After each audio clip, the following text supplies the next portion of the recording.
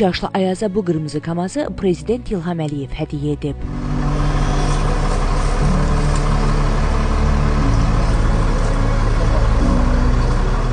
Ayaz kamaz istədi onlardan, qırmızı rəngdə kamaz istədi.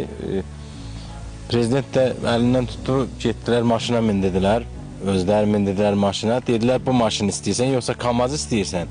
Bu da yenə deyir ki, yox, kamaz.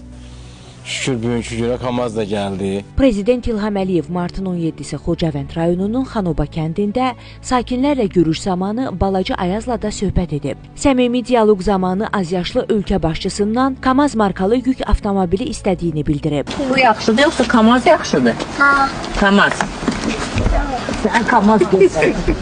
Qısa müddət sonra Prezident Ayazın arzusunu yerinə yetirib. Dövlət başçısı Ayazın yaşadığı ünvana Kamaz markalı yük avtomobili göndərib. Şükür bugünkü günə mən Prezidentlə görüşdük. Prezidentin bizə gəlməyi hamısı sürpriz oldu. Xanımının gəlməyi bizə o qədər sürpriz oldu ki, Ayaz maşın Kamaz istəməyi vəbşə heç mən bilmirdim. Bu Kamaz istədi onlardan.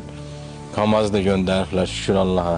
Bəybala Qasımov doğma kəndindən 10 yaşından çıxaraq qaçqın düşüb. 34 il didərgin həyatı yaşayıb. 44 yaşında geri döndüyü Xanobada bərpa quruculuq işlərində çalışacağını bildirir. Aytən Fehruz Şamxal Adıgözəlov, Xəzər xəbər.